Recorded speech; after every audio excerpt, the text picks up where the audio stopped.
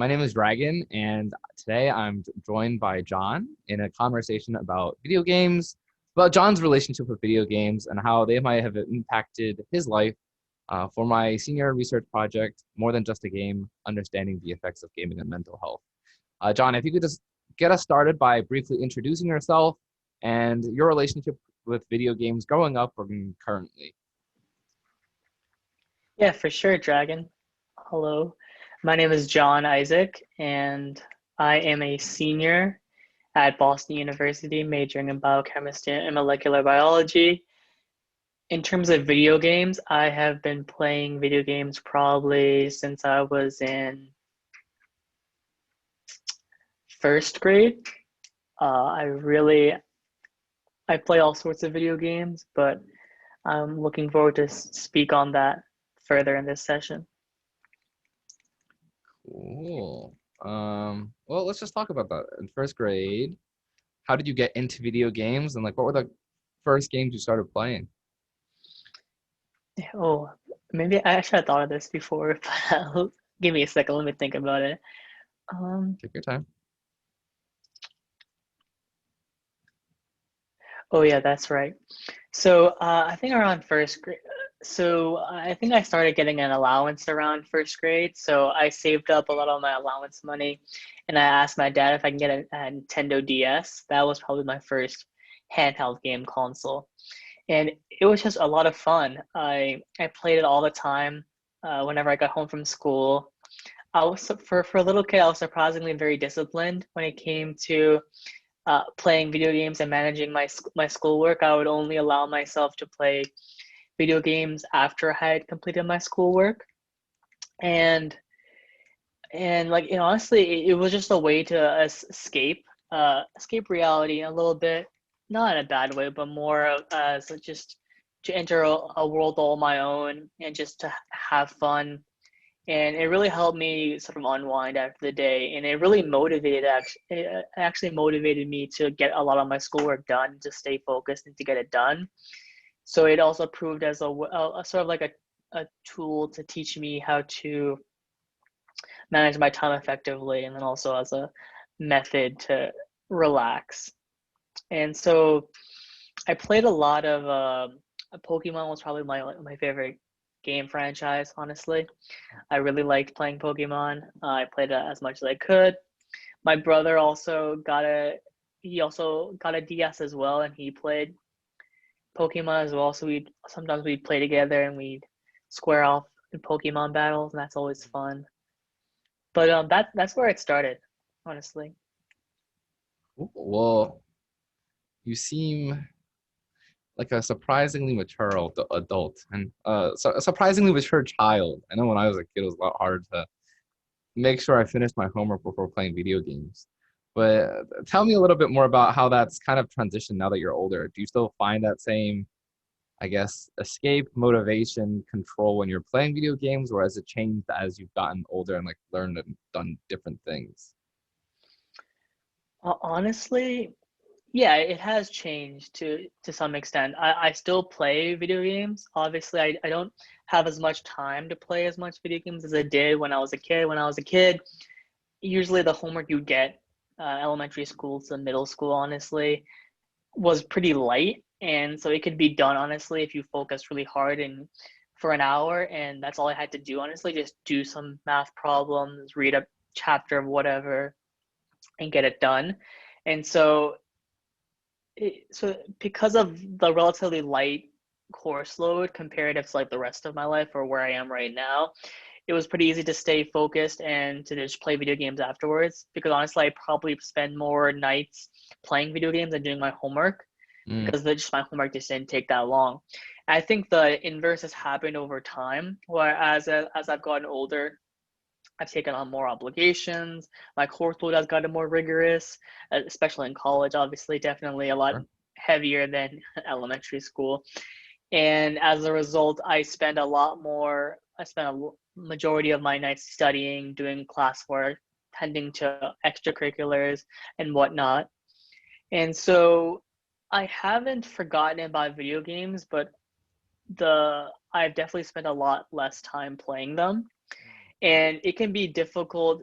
I would, in elementary school, I would have laser sharp focus when it came to my coursework, because I wouldn't waver at all, wouldn't get distracted at all. I would just get it done because I wanted to get to the video game I wanted to play afterwards. So I would never get distracted. I just do it. But as the workload increased, if it becomes more difficult to maintain that level of discipline and focus when you have almost a never-ending pile of work just waiting for you, even after you finish what you're currently doing. It doesn't seem to ever end, and sometimes it almost feels like I have to just cut myself off from coursework after I feel like I've done enough to just play some video games. Because if I just let myself to, I could probably keep working until the semester is over. Honestly, it's just that much work. Right. And so I guess to summarize, as life gets more difficult, or not more difficult, but you take on a lot more as you get older. Video games, you don't play as much video games as possible, and you really have to put in the effort to uh, uh, find some time to play video games. And also, I find that I have to be more deliberate with what I get done per day. So instead of just Mm. saying, "Oh, let me just study until the exam next week," just continuously go. I try to break every day into a checklist of assignments, studying, extracurricular obligations I need to get done, and errands and whatnot. And once I get those done, that can be once I get those, or once I create that checklist, it provides a clear plan of action as to how I get my work done. And and at the end of that checklist, I have a little checkbox that says play some video games, and that has allowed me to play as I've gotten older. But it's becoming a lot more active of a process to really bring video games into my life because of how much work I have now. So that's interesting. Usually, when people get to college and they're overwhelmed by the amount of work, they kind of lose themselves. And so as you said, they turn to video games as a way to escape from reality, escape from all their work. And so instead of like you putting video games at the end of your little checklist, they put it at the front because it's easier. You get instant gratification, you feel a sense of achievement. It's fun, right? Um, so I guess have you seen more of, I guess, the way you handle video games among your peers? Is that more common among your peers, or do you see the other way around where people tend to play video games before getting their obligations done? So you're asking how my friends or peers would handle video games? Yeah, do you are more of them like you in making sure that all of their work is done before they play games, or do you see more of your peers play video games first and then do work like right before it's due? Honestly, video games have always been a solitary activity for me. So I Mm. honestly don't have any friends I know of who play, except you, Dragon. I know you play video games, but when it comes to social interactions, generally just seems to happen that I do non-video game activities when it comes to Mm. being social. Video games growing up, a majority of the video games I played were single player video games, and I honestly preferred that. I liked playing games that just allowed me to just be in my own world. Sometimes I needed that. Every now and then, I would maybe play a multiplayer game with like my brother or some friends who play a similar game. But I wasn't very big into the social aspect of gaming. Gaming's always been something I do independently, Right. and so I don't think I'm the best to answer that question. No, I mean, I think that's just another way for me to ask you a different question. Is that a lot of people do play video games socially, especially during the pandemic, where you can't see people in person. So games like Animal Crossing, like League of Legends, have kind of exploded because that's one way you can interact with your friends. I guess if you don't play games socially, what does draw you to like play video games? And have you considered changing that as I guess like during the pandemic when you haven't been able to do your extracurriculars in person and whatnot? I think it's funny how you bringing up Animal Crossing, because I see Animal Crossing as definitely a game that can be played either individually or socially as well. Hmm. And so I I play a little bit of Animal Crossing, and I think it's just really cool to it really just allows you to sort of escape into a world that's a lot more idealistic, maybe not a microcosm of the world, but more of like a fantasy kind of world. And you can, Hmm. and video games just, for me, they've always been something that I can just be in solitude with. And actually, funny thing is the founder of Animal Crossing, fun fact, I think this ties into what you're asking is Animal Crossing was made by a young employee at Nintendo, which is the overarching company that sort of controls Animal Crossing, and he recently moved to the headquarters of Nintendo, and he didn't have any friends, honestly. And he Mm, was very antisocial, and he didn't have anyone to really talk to. So he created Animal Crossing as first as project at Nintendo, but also as a way to sort of create a world that he maybe couldn't have in the present. And at the present, he wasn't able to really make friends. He felt alone. He was away right. from people he loved. And so I think that's really cool that now Animal Crossing is sort of playing that role now with people in during the pandemic. And I think it definitely plays that role for me as well, because you feel like you can't have the world that you want right now, especially in socially.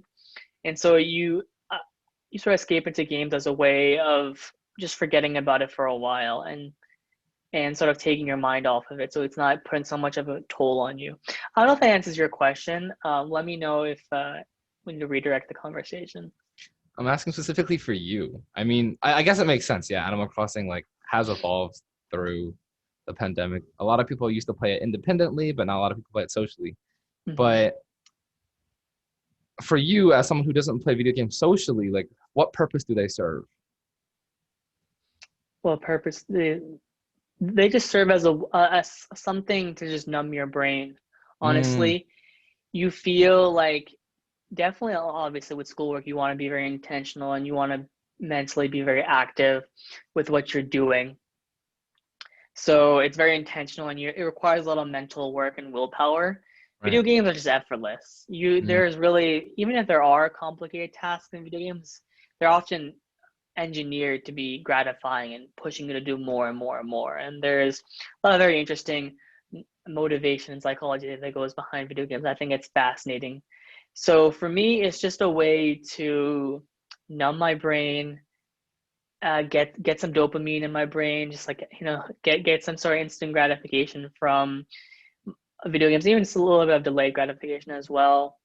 And so that's the kind of mental itch it kind of scratches, just stimulation and like happiness and just escaping from a world that might not be too pleasant, or maybe you've had a really bad day and you feel kind of low, so video games kind of bring you up and they sort of take you away for a while from your day, and it's really beneficial. Especially I play my video games before sleep, and I think it really helps me it really helps my mind just uh, inhibit itself and get back down to a level where get down to an arousal state mentally that'll be more conducive to sleeping. So it's like therapeutic and cathartic for me. mm. I think something interesting is that you kept bringing up the idea that video games help you escape. They give you dopamine. Um, I don't know if this is actually accurate because it sounds like you play more video games to like relax almost. But I guess the question is, if you've been aware of your gaming behaviors and habits, do you find yourself gaming more in certain situations, like after a bad day, and you just kind of like play more that day, or is it just like consistently you always like play like 1 hour right before bed? Honestly, it's a mix of both. Ideally, I like to plan out my week where I Mm, can play at least an hour of video games before I go to bed, because I think it's probably useful to me to like have a consistent way to unwind as I go to bed. What ends up happening is that work gets in the way, or maybe I don't get the work I need to get done by the time I want to play video games. I've slotted to play video games, so I end up just working more. right. So in an ideal world, it would probably be an hour a day, as a means of sort of tranquilizing me before sleep. Hmm. But as of now, it's more of a weekend warrior kind of activity where I by the end of by Friday, my brain has always kind of shut down Friday afternoons. Not For for this sure. podcast, but maybe after this podcast, my mind will start unwinding a little bit, and so that's when my brain is telling me that, hey, John, you're burnt out. Right. You've worked really hard this week. That's why you feel this way. You may not have gotten as much work you've done. You may not have gotten as much work as you've wanted to get done, or you may have, but either way, you need this few hours in the evening on Friday to just play some video games and just really recharge yourself mentally and Mm, de-stress. So just uncoil that mental spring within my brain, recharge my motivation stores so that I can go to bed feeling like I've rewarded myself for all the mental effort I've put in throughout the week. And then that way, when I wake up on Saturday, which is generally a grinding day or a day to either catch up or to get ahead on the next week, I feel like I've taken care of myself and my brain is more primed to work hard. So Friday nights playing video games and playing a lot of video games really is serves as a reset switch for me. And I generally just at this point I just play video games consistently during that block of time on Fridays on a weekly basis as opposed to more of a daily basis. okay, I'm gonna take you down a couple like a train of couple questions. The first one, um, it sounds like you've got a pretty good grasp on your gaming habits and like how to integrate them in your schedule and keep it like I guess kind of manageable. But have you ever found yourself getting more addicted to games where it's like you just find yourself you can't put it down, like you put off work instead? It's okay if the answer is no. That's an interesting question. So for me, definitely, I'm not. We all like to be a little bit more disciplined, right? I definitely can improve. I found sometimes when I get really into a game, so I never let myself play video games during work or before work. It's only after work. Mm, However, since sometimes my brain is just sometimes it feels a little bit less disciplined. I tend to do other activities that are adjacent to video games, but aren't actually the video game itself. So my brain would never let myself. I would never feel good just dropping whatever I'm doing, whatever work I'm doing that hasn't completed, and just breaking out my video game console and playing. So what right. I end up doing is I might stray to YouTube, and there's Mm, a growing content category on YouTube of just gaming news, gaming commentary, gaming streaming. So basically everything about a video game that isn't actually playing the video game itself, but very right. much relevant to whatever video game you're interested in. So sometimes if I'm really craving video games, and it's a combination of not wanting to do my work and being undisciplined, and also a combination of uh, not being able or sorry, the other part being me really being invested in a video game. Like I played this video game. I really want to get back to it because it's super fun. Mm, Then what ends up happening is I finally get distracted during my work and do sort of video game adjacent activities such as watching YouTube, watching gaming news, like just stuff that I know that other people are definitely doing watching because they feel like they can't play a video game right now because they're doing work, but they allow themselves, or I allow themselves. Let me just talk about myself to just watch these videos to sort of get that dopamine rush of playing a video game without mm, feeling too guilty about it, even though you should still feel a bit guilty about it because you're wasting time and you're taking time away from studying and also taking time away from playing the video game itself because ultimately you're just pushing off your work until it interferes with your gaming block. right.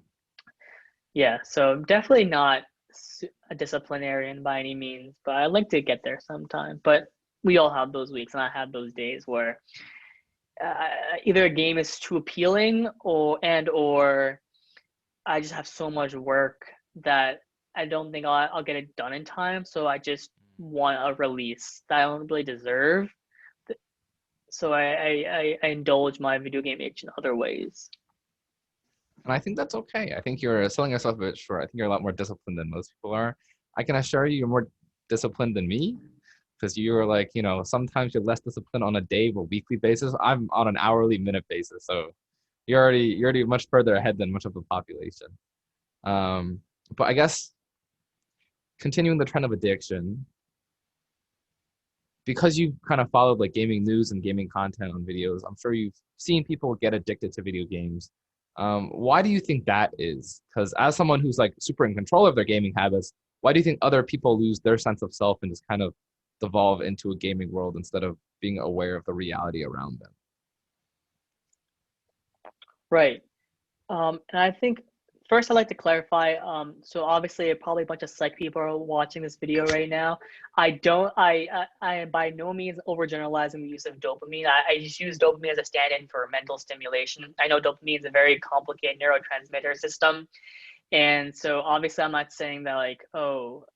So I want to make clear I'm not overgeneralizing the use of dopamine. I just throw that term around a lot, and so just from here on, when I mean dopamine, or I just mean some sort of like mental rush of euphoria or pleasure that you feel from doing a particular activity. Just want to make that clear because I probably look like an idiot to some of the psych people No. watching right now, but it's fine. I love psychology. Anyway, so I think that people get addicted to video games. Again, I am not an addiction specialist. I'm not a clinical psychologist by any means. But if you want to ask me what my best guess is, Hmm. I would think it's because video games provide sort of mental stimulation, and that mental stimulation may be a stand-in for something that isn't there. So Mm, perhaps maybe someone without video games perhaps isn't doing something in their life where they feel like they're getting fulfillment, a so-called dopamine rush from right. whatever it is they're doing, and that could be for a variety of reasons. And so video games gives them a feeling that they don't get from anywhere else, and it feels good. And as much as we humans like to tout that we are disciplined and rational, at the end of the day, we just want to. Sometimes you just want to feel a little bit good, Mm, and when you play video games for a lot, video games are even nowadays. Modern video games are designed with principles and mind, psychological game theory mechanisms in mind, where the video game is designed to get you to keep playing it and to get that constant dopamine release or whatever neurotransmitter in your brain to constantly be released and make you feel good. And as as someone who's as a human being operating a brain, you want to keep that feeling going. And when it becomes pathological, or maybe if that's the right word, or addictive, perhaps that's when you stop realizing what playing excessive video games is doing to your life productively, professionally, socially. From it's gotten to a degree where it's interfering with things that are objectively or maybe perhaps subjectively really important to you that you're just neglecting now. Like for right. example, if you're addicted to video games to the extent where you're not doing schoolwork, I mean, hey, we're all here in college for a reason, and doing your schoolwork is definitely important no matter who you are.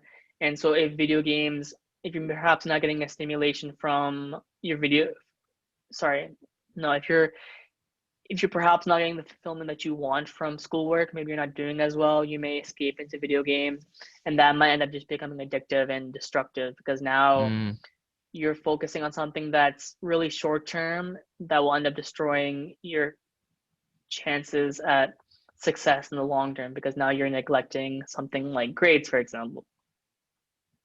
right. And of course, genetics and other aspects play into that. I'm really not sure how addiction science, as opposed to in terms of drug addiction science, is very applicable to video game addiction.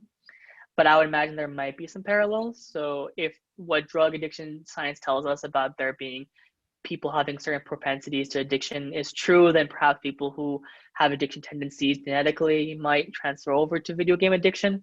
Again, that's a huge if, but I guess interesting to think about. Sorry, I didn't mean to cut you off, Dragon. No, for sure. No, no, no. This podcast is meant for you. You get to say whatever you want. I'm simply listening and observing. But You're a good listener, Dragon. oh, thank you. Gaming addiction, I guess, is still being studied because in the DSM, there's only really one category of video game addiction, but there's so many different types of video games. There's so many different types of people who play it. Like I play it socially, you play it not socially. there's a lot of different things. But I think you hit the nail on the head by saying that a lot of people play video games to seek fulfillment because they're missing something in their life. And as someone, I've known you for what, 2 years now, who seems to usually have his stuff pretty much together, um, whether you're extracurriculars or school stuff, let's just talk a little bit about that, I guess. Like fulfillment in your life. What has that looked like? How have you managed it, etc.? Or we'll just focus on college for now. Fulfillment in my life. So you're asking What makes you how fulfilled? makes me fulfilled. Wow, that's a What great makes you feel question. good? That's a great question. Um, yeah,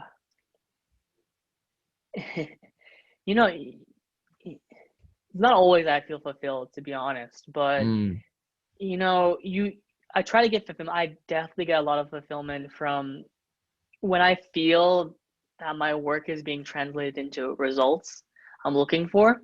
So I have that feeling of an internal locus of control where I feel like I'm able to really work my hardest and have that translate into results I want to see.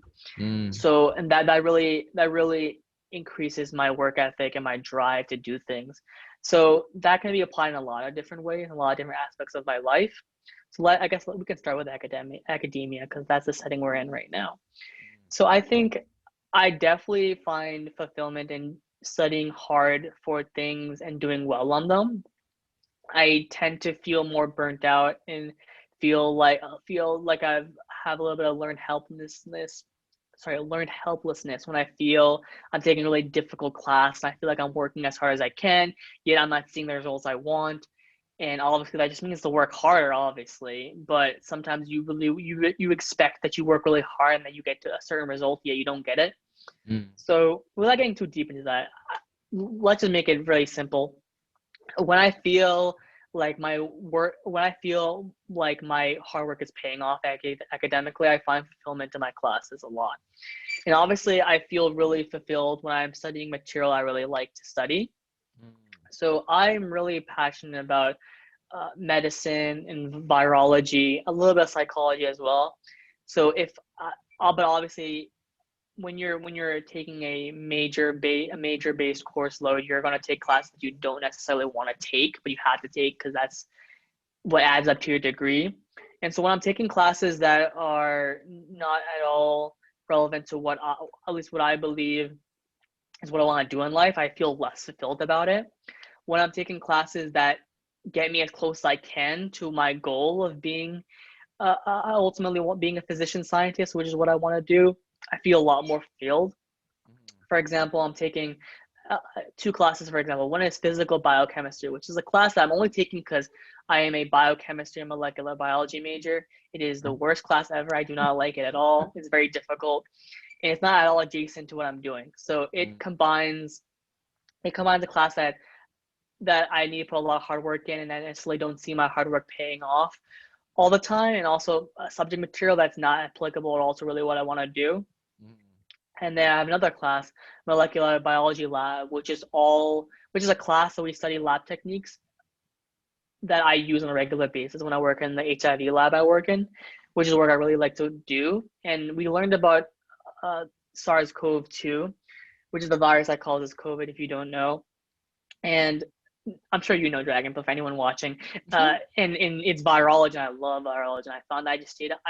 One night I stayed up until 4 a.m. just studying the material on the PowerPoints because I wanted to. It was so mm. interesting and I loved it. And I felt really fulfilled that day. And that week when we were studying that particular unit in that class, I felt really fulfilled. So in academia, it's a combination of feeling that I get fulfillment from being able to see my work pay off, my hard work pay off, and also studying subject material that I find that really, really motivates me and really makes me feel impassioned about what I'm doing and really is stuff I'm interested in. Right.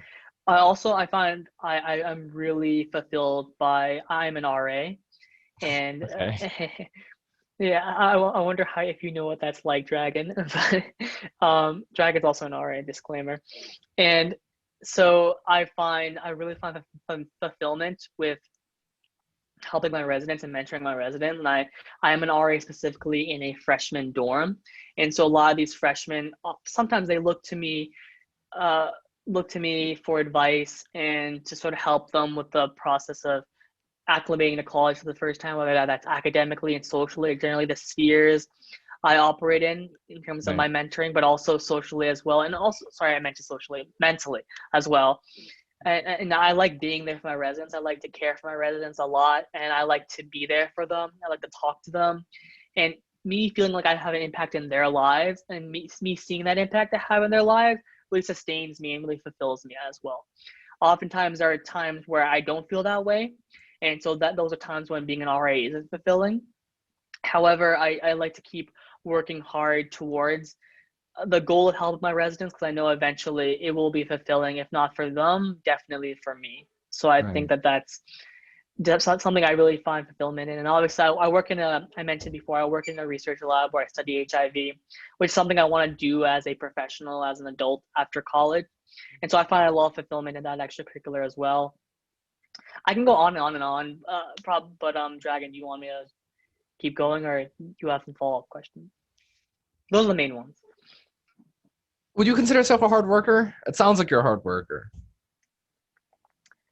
Yes, I think I'm a hard worker. I'm not perfect at all.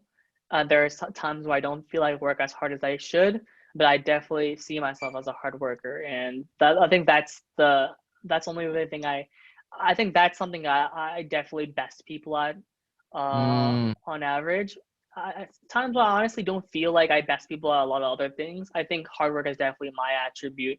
I I possess is a little bit above average, and I don't say that to tote my horn at all because definitely I can no. work harder, but also yeah, I that's how I view myself. Like that's how I identify myself as a hard worker, and that's pretty much it.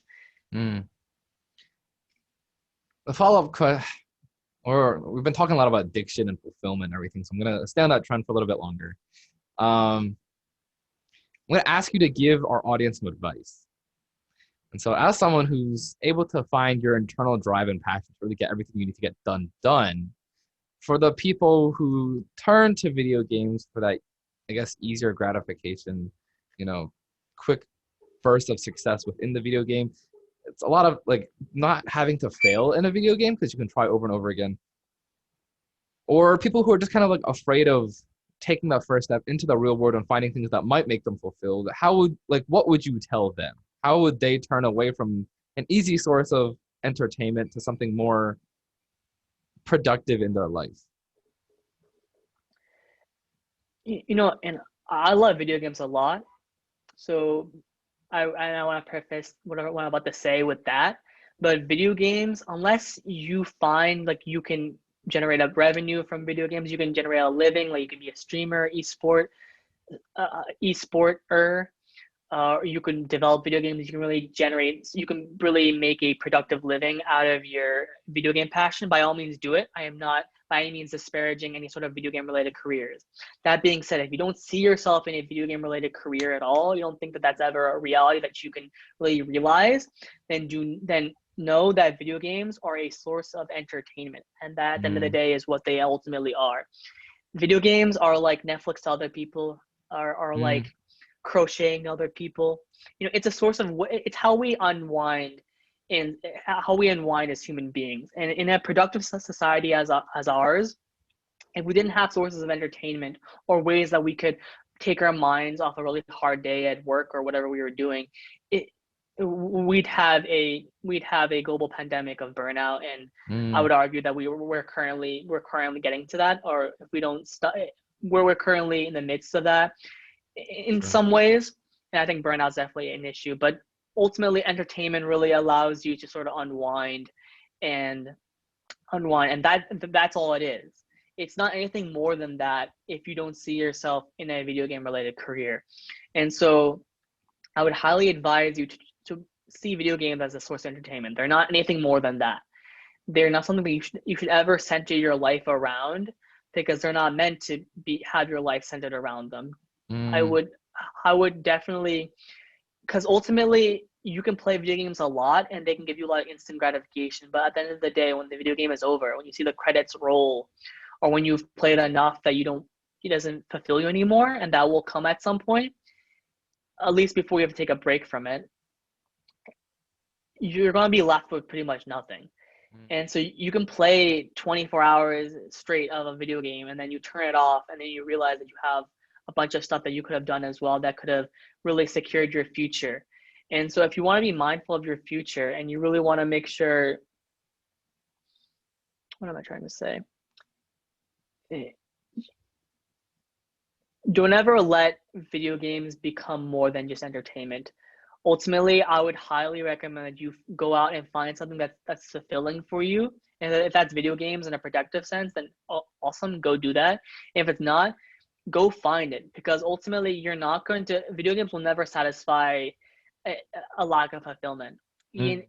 So you can play video games, but at the end of the day, the fulfillment will be fleeting and it will be gone. So if you don't have something productive to go back to, once the entertainment of the video game has elapsed, then you'll feel even more empty than you were before, because then you'll be forced to realize that video games were just a stand-in for something that you never had, and that's kind of heartbreaking in a way.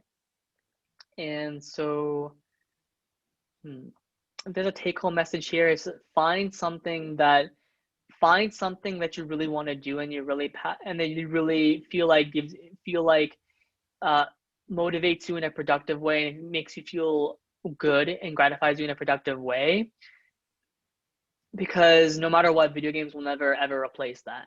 They'll only be a source of entertainment, only as a way to momentarily take your mind off of things for a few hours. And then once that's over, you want something to go back to, and you also want to feel like you've done something and you've made an impact on the world. And playing video games will not have any impact on the world at all. And so, yeah, that was a lot. That was great. No, that was great. Um, the follow-up question I have to that. We've talked a lot. So in the before your tirade of worldly advice, you said to preface that you love gaming. But throughout, you kind of described gaming as a professional career, as an entertainment medium, but to make sure that you kind of find a balance within yourself and the world around you. My clarifying question for you is, are you pro gaming or against gaming? And do you agree with I guess how the media depicts gaming? Yeah, I'm definitely pro gaming. I hope I may have sounded like a tirade, but definitely wasn't. I didn't mean it to be a tirade. I definitely think video games are great. I'm not criticizing them in a destructive way by any means. Um, I'm definitely pro gaming because, like, I said all that stuff before, but ultimately that's just a warning, a little bit of a warning against overindulging in video games. That's all. Mm, And I think if you like playing video games, and that's what ultimately, if you play a video game and you feel fulfilled, you feel like you've rested yourself, you feel happy after you've played video games, by all means play video games. And some people find that they fall into that category. Other people find that they think video games are pointless and they rather watch a Netflix special or something or whatever, right. and that's fine. It's individual. It's ultimately what do you do? What do you like to do to relax? And don't let anyone else's depiction of video games scare you away from that if that's something that you like to do. You know, especially if you like, for me, playing video games individually, actually individually, I find that I can't really talk to people about video games because of that nature. But so I've tried to go to other mediums like watching Netflix shows that other people are Mm, watching to sort of find like I can connect with people in that aspect. But ultimately, I didn't really like what I watched, and I still I find fulfillment in playing video games. And so I'm willing to make that sacrifice because to me personally, I guess just how I'm wired or my environment or how I grew up, video games really satisfied that relaxation itch I need. mm, And so in terms of so if you like video games, play video games. So I'm pro gaming in that aspect. Don't let anyone stigmatize playing video games. So that brings up the media. Sure. The media definitely, I guess there are a lot of different narratives when it comes to video games in the media. I think the most common one, I guess, pre-COVID was probably that video games are the reason why people are so violent, Mm, which I I don't particularly agree with because the media tend to do a really bad job at analyzing the scientific evidence. I think a lot of people, a lot of scientists, a lot of psychologists, I found that that's not the case, and that video games don't increase any don't don't uh, lead to increased hostility by any means.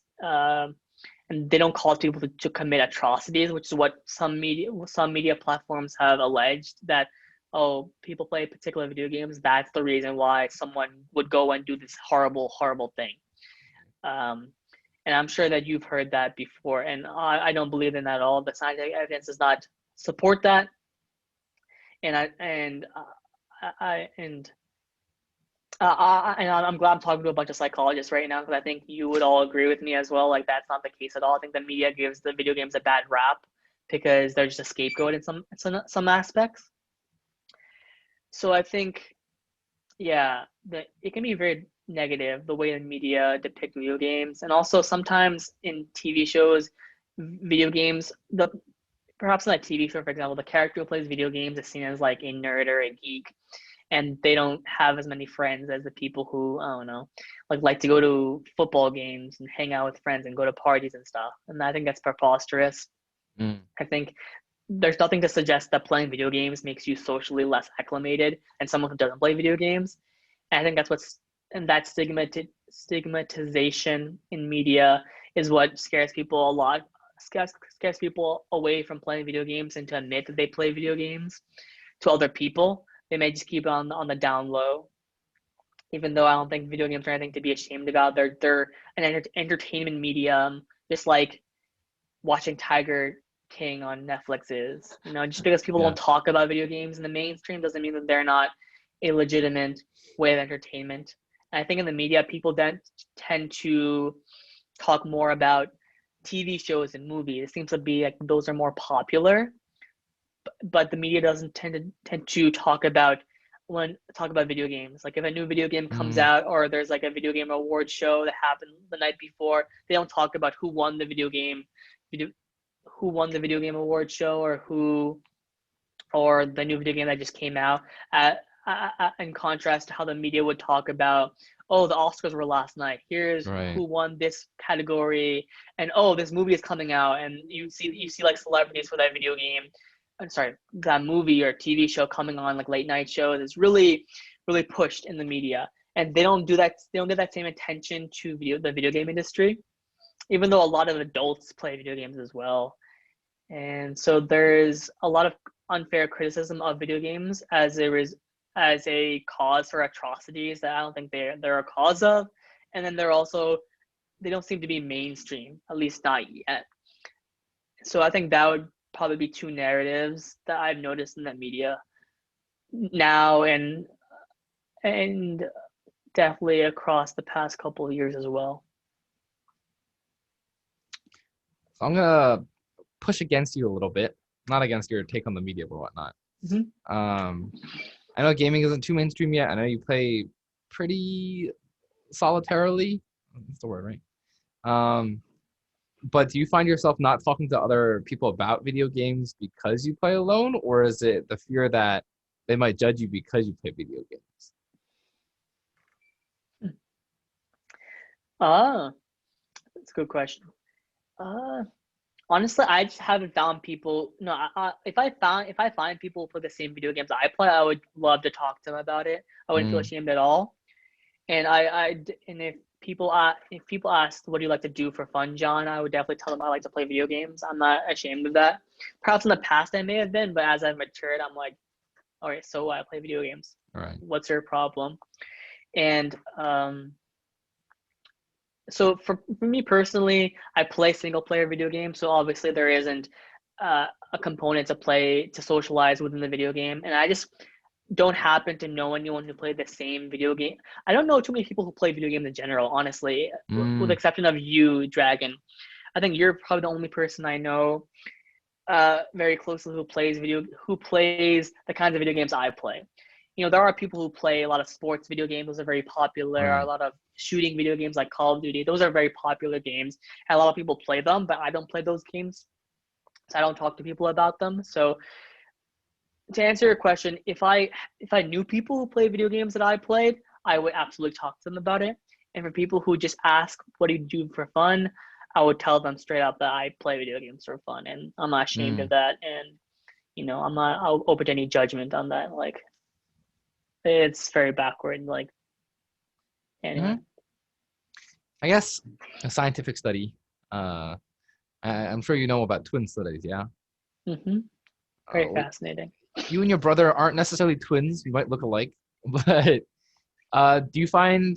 I know you said you played video games with him once in a while. Do you find he treats his gaming habits differently than you do? He's grown out of it, honestly. Mm, Him and I played the same computer-based video games for a while when we were younger. He played Pokemon as well, but he seems to, at this point, he finds he relaxes the best when he watches his favorite TV shows and movies. And so, that's just where he is right now. So that, mm, so I don't, we don't have any, we don't really talk about video games as much as we used to when we were younger. We talk about like music and other things we have, music, TV shows, other things that we have in common that we used to unwind. So, yeah. I guess on the flip side, we've talked about how you've disciplined yourself throughout your childhood and even now, with your gaming habits. Did you grew up in an Asian household too? We've talked about Mm-hmm. this once in a while. Mm-hmm. What were your parents' take on your gaming habits? Were they against it? Were they for it? Did they not care? I know you bought your Nintendo with your allowance. So Yeah, I mean, uh, I, being in an Asian household, one of the tenets that we exalt is hard work and productivity. So my parents were definitely for it when they saw that I enjoyed video games a lot, but also that I was able to manage them effectively with schoolwork and that my grades didn't suffer because of my video game habits. And there have definitely been times where I've maybe played too many video games to the point where uh, my grades may have been affected because of it. mm, And when that happens, when I was younger, they would take away my game console. They would say no more video games for a week until you can like learn how to manage your academics. And and obviously when I was little, I had like a bedtime. So if I was caught playing my video games after I was supposed to be asleep, then they would discipline me and they take away my video game console as well. So they were definitely for it as long as it doesn't interfere with productivity productive aspects of my life, which are mainly my my, my schoolwork and my sleep. right. Yeah. I have one more question to ask you, but I usually save it for the end. We've talked a lot about your takes on video games, how you manage it, your advice to other people. But is there anything you want to ask me or you want to bring up before we get to my final question? I ask you. Oh. It can also be about you too. It can be like anything. Just if you feel like I missed anything, this is your opportunity to bring it up. No, not particularly. Okay. Then my last question for you before we wrap up. What is your favorite video game of all time? And how has that game impacted your life?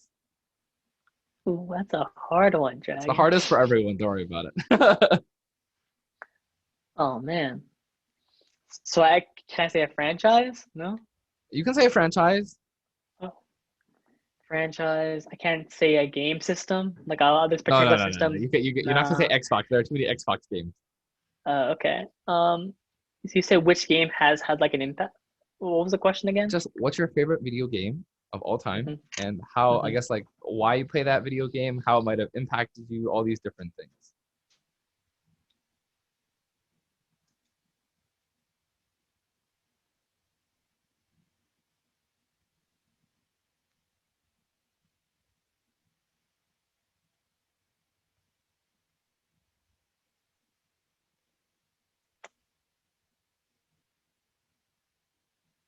This is difficult. Hmm.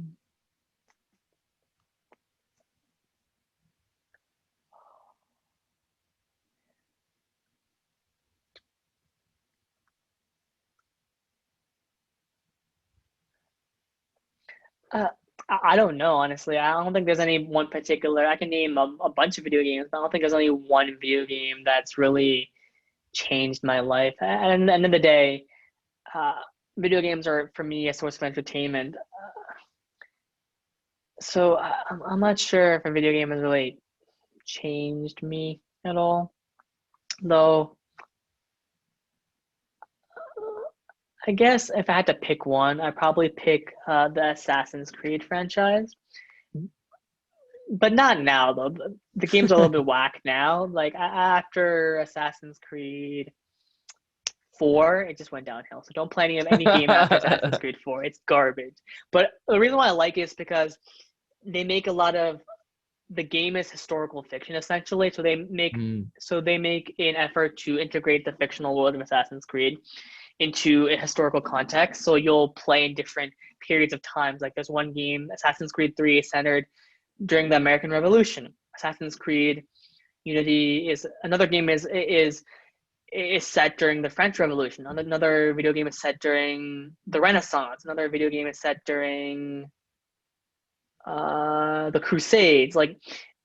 So it's very cool to play that video game because they'll often, like for example, in Assassin's Creed Unity, which is a game that's set during the French Revolution. You get to meet Voltaire, you get to meet Napoleon Bonaparte, you get to meet all the kings and the queens, you get to meet all the mm. people who are involved in that, and you feel like you're part of history, like even though you're not. But like it's kind of cool that they made it so historical, and I thought that was super cool. And they even integrate a lot of like historical textbook pages into that book into the game as well if you're interested in like little snippets that you can read in the settings menu. And they also have like a very interesting concept between very there are two contrasting sides in Assassin's Creed. There are the assassins who represent free will and progressive thought, and then there Mm. are Templars that represent oversight, uh, control, authoritarian rule.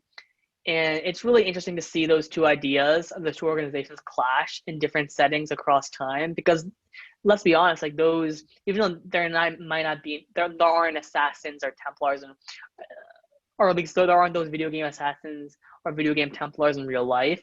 Sort Hmm. of back and forth between those kind of opposing forces is very interesting to watch over time for a whole different for a whole host of reasons that can honestly you can just talk for hours on those concepts. But I think that was probably the most interesting one, only because I guess it's just interesting to see real life being put into a video game as opposed to Sure. everything just being fictional, like Animal Crossing.